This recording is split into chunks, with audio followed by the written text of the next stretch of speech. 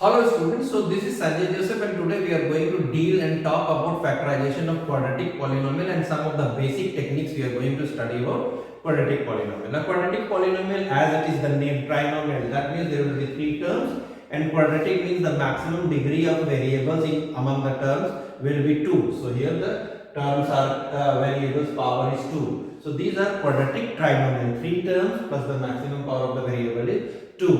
General form of a quadratic trinomial is ax square plus bx plus c। Quadratic trinomial के general form होते हैं, form होता है ax square plus bx plus c। तो यहाँ पर हम लोग a का वैल्यू 1 लेके चल रहे हैं पहले, क्योंकि हम बिल्कुल फंडामेंटल्स आपको सिखाना चाह रहे हैं और कुछ ऐसी बातें जो आप ध्यान रखेंगे तो बाकी आगे कितने भी क्वाड्रेटिक ट्राइनोमियल होंगे उसको आप आराम से फैक्टराइज कर सकते हैं। सबसे पहला कांस्टेंट पर ध्यान देना पड़ेगा और उसके साइन पर, तब आप समझ पाएंगे कि कितने आसानी से क्वाड्रेटिक ट्राइनोमियल सॉल्व हो सकता है। You have to take care of first a nice look on the constant sign, positive और negative. If the constant sign is positive then what we have to do, so let us have a look. x square plus 9x plus 20 is the term, is the polynomial to be factorized। इसको हमें factorise करना है। सबसे पहला तो आप जानते हैं फैक्टराइज में का मतलब है to write in terms of product. तो यहाँ पर तीनों टर्म में कुछ भी कॉमन नहीं है, तो इसको हम लोग चार टर्म पहले बनाएंगे और इसीलिए हम लोग मिडिल टर्म को स्प्लिट करते हैं इस तरह से कि पूरे पॉलिनोमियल का वैल्यू सेम हो जाए बट स्प्लिट हो जाए। तो स्प्लिट करने का तरीका क्या है कि यहाँ पर आपको कांस्टेंट टर्म 20 है और कोएफिशिएंट ऑफ x जो है वो 9 है, तो इसको ऐसे दो नंबर में तोड़ेंगे जिनको जोड़ने पर 9 आए। देखिए ये चीज यहाँ पर अगर प्लस है, कांस्टेंट टर्म पर प्लस है, तो इसका मतलब जो स्प्लिट करते हैं उसका साइन सेम रहेगा। यानी कि अब हम देखते हैं इसको तरह तरह से बैठा, different values we can put. 10 2s 20 होता है, लेकिन 10 + 2 9 नहीं होता है। तो 5 4s 20 होता है, तो 5 और 4 9 होता है। यानी हमारा जो स्प्लिटिंग होगा वो होगा x² plus 5x plus 4x plus 20। ये हमने स्प्लिट कर दिया, 5 और 4 9x हमें आ जाता है। यानी जब भी हम स्प्लिट करते हैं और ये साइन कांस्टेंट का साइन जो भी पॉजिटिव अगर हुआ जब भी, इसका मतलब अंदर वाले दोनों का साइन भी सेम रहेगा और वो साइन यहाँ वाला का साइन रहेगा। तो यहाँ प्लस है तो दोनों प्लस रहेगा। आगे आप समझेंगे मैं कहना क्या चाह रहा हूँ। सो इन दोनों में x कॉमन आया आपको, तो दिस इज x प्लस 5। इन दोनों में 4 कॉमन आया आपको, तो x और 5 4 20, तो x प्लस 5। अब ये दोनों जो है 5 5 x प्लस 5 और x plus 5 we have taken common, so we are getting x plus 4। That means यहाँ पर हमने जो स्प्लिट किया था वो 5 और 4 में किया था, 5 4 20 और 5 प्लस 4 9 हो गया। तो ये चीज आप समझ गए। यानी हम लोग जब स्प्लिट करते हैं तो हमें साइन भी दिमाग में रखना है कि हम लोग को 5x प्लस 4x लिखना है और प्लस का साइन देना है। मैं क्या कह रहा था, यहाँ का टर्म अगर प्लस है, यहाँ का साइन प्लस है, वो नेक्स्ट क्वेश्चन में आपको पता चलेगा। जैसे x² माइनस 11x प्लस 30 है यहाँ पर।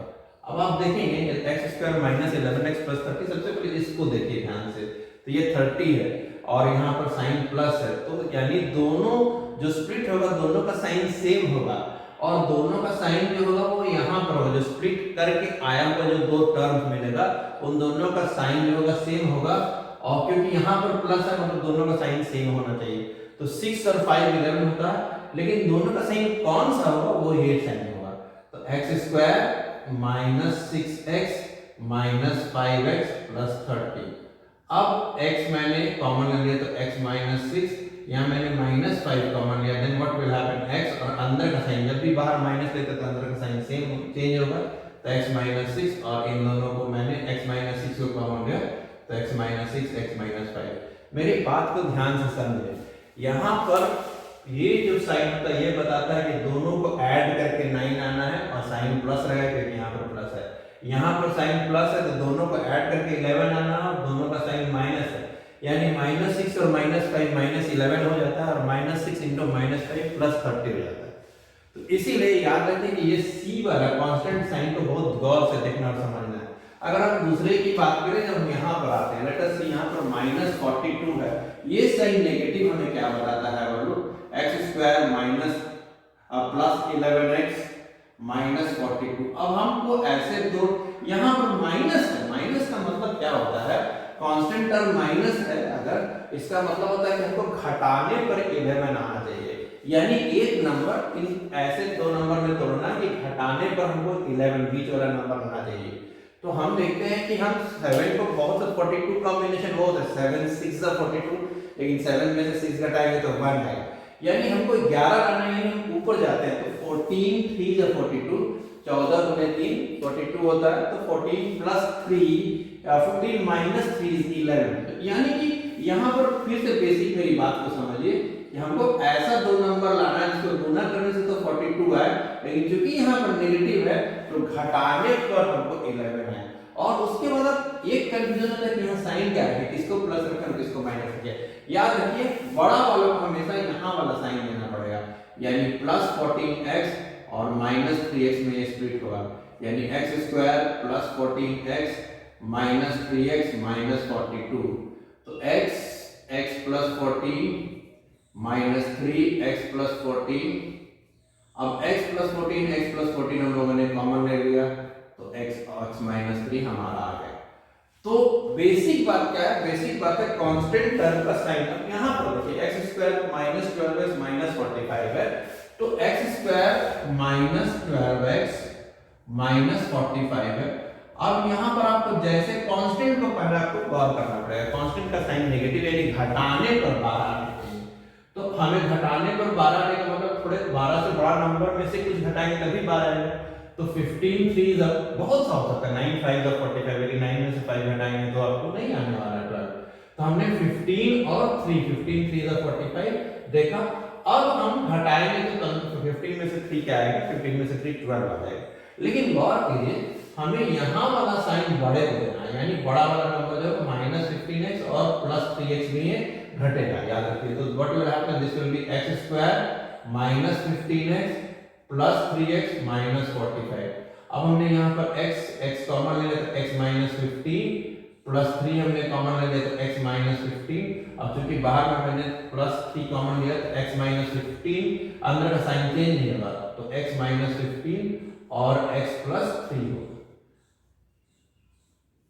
तो इस तरह के क्वेश्चंस में देखिए पहला बेसिक वीडियो अभी का, पहले एक एक कर करके आप वीडियो देखिए, एक एक कर करके कंफर्म होइए। यहाँ मैंने कुछ नंबर्स आपको दिए हुए, कुछ होमवर्क के लिए आपको, आप इसको जरूर बनाइए और मुझे व्हाट्सएप कीजिए अपने या कमेंट बॉक्स में आप अपना बनाया हुआ समझ डाल सकते हैं बच्चों। 1 बाय 1 चले हम लोग एक साथ फैक्टराइजेशन पढ़ने के लिए, तो that will be very good. और टेक्निक्स क्या है, बहुत सिंपल है। जैसे यहाँ पर आपको जैसे ही प्लस दिखता है, यहाँ पर जैसे ही प्लस दिखता है तो ये x square plus 7x plus 12, plus का मतलब है जोड़ने पर साथ आना चाहिए, यानी ये 4 और 3 में टूटेगा, 4 3 is 12 and 4 plus 3 7।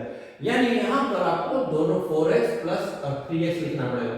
यहाँ पर भी प्लस है तो हमको देखना पड़ेगा कि हमको हाउ टू स्प्लिट की, गुना करने पर आपको 48 है, लेकिन क्योंकि ये प्लस है तो जोड़ने पर माइनस 49 है, तो माइनस 8 एंड माइनस 6 48 होगा, एंड माइनस 8 माइनस 6 को अगर जोड़ेंगे तो माइनस 14 होगा। लेकिन यहाँ पर नेगेटिव टर्म है, देखिए कांस्टेंट नेगेटिव है। यहाँ पर जब कांस्टेंट नेगेटिव होता है तो घटाने पर आपको 4 आना चाहिए।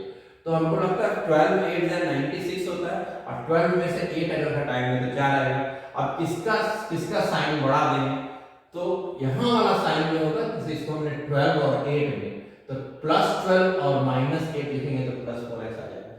यहाँ जस्ट उल्टा हो जाएगा, देखिए यहाँ नेगेटिव साइन, तो घटाने पर आपको 11 आना, तो 16 और 5 में स्प्लिट हो, तो क्या होगा, प्लस 16 और माइनस 5 होगा कि माइनस 16 और प्लस 5 होगा। तो हमने अभी तक बताया कि जो बड़ा वाला है उसको साइन यहाँ का मिलेगा, यानी माइनस 16 और प्लस 5 होगा। तो ये एक बेसिक टेक्निक है जो आपको समझना है, और आप इन सवालों को फिर से एक बार बनाइए और हमें फॉरवर्ड कीजिए। आर्यत्री, अन्या, अंशिता, ऋषि, आप सब लोग अच्छा पढ़ाई कर रहे हैं, तो होपफुली आप इन सारे चीजों को फिर से बना के होमवर्क में मुझे बताएंगे। एक और शॉर्टकट टेक्निक है कि अगर आपके a का कोएफिशिएंट 1 है तो आप डायरेक्ट आंसर लिख सकते हैं। आर यू फॉलोइंग, आप डायरेक्ट आंसर लिख सकते हैं। वो कैसे होगा, देखिए अब हम इसको शॉर्टकट मेथड में कन्वर्ट करेंगे। आप यहाँ पर मन में तुरंत समझ लीजिए कि आपको इसको कैसे स्प्लिट करना है। तो इसको स्प्लिट करना कि गुना करने पर आपको 5 और 4 आए, और चूंकि यहाँ पर प्लस है तो जोड़ने पर और 9 है प्लस 9 है, तो 5 और 4 यानी आपने इसको स्प्लिट किया 5 और 4 में, यानी इसका आंसर हो गया x + 5, डायरेक्ट आप आंसर लिख सकते हैं, और x + 4, ये इसका फैक्टराइज फॉर्म है। नेक्स्ट वाला में फिर आप देखिए यहां पर आपने कौन दो नंबर में तोड़ा उसको बगल में लिख दीजिए 6 5 30, तो चूंकि यहां पर प्लस है तो दोनों को जोड़ गुना करने पर तो प्लस 30 है, जोड़ने पर -11 है, तो -6 और -5 -11 होता है, और -6 और -5 को गुना करेंगे तो +30 हो जाता है। तो इसका मतलब इसका आंसर हो गया x - 6 और x - 5, यहां पर होगा कहीं पर यस।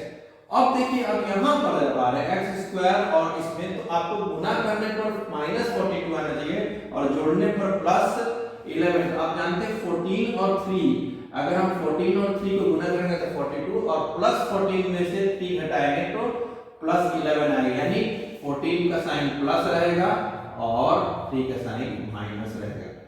उसी तरह से लास्ट वाला डायरेक्ट आप देखिए 15 3 हम लोग 15 3 45, यानी 15 को 3 से गुना करेंगे तो 45, लेकिन हमको देखना है कि यहाँ पर 15 का साइन जो बड़ा वाला का साइन है वो माइनस होगा, और छोटा वाला का साइन जो बड़ा है उसको इसका साइन होता है, यानी 15 को माइनस मिलेगा और 3 को प्लस मिलेगा, यानी इसका आंसर हो जाएगा x - 15 और x + 3। So this is how it is going to be. All right, did you understand? तो हम लोग सारे सवाल को डायरेक्ट भी आंसर बना सकते हैं और साथ साथ आप प्रोसेस से भी बना सकते हैं, दोनों तरीके आप सीख जाएं। और ये कब होता है जब ax² + bx + c के फॉर्म में हो आपका क्वाड्रेटिक पॉलिनोमियल ट्राइनोमियल, और सेकेंडली क्या मुझे a जो है वो 1 होना चाहिए। तो हम लोग आगे बढ़ेंगे, अब a के बदले अगर 1 के अलावा पूछे तो कैसे हम लोग फैक्टराइज करेंगे। Stay in touch, thanks a lot.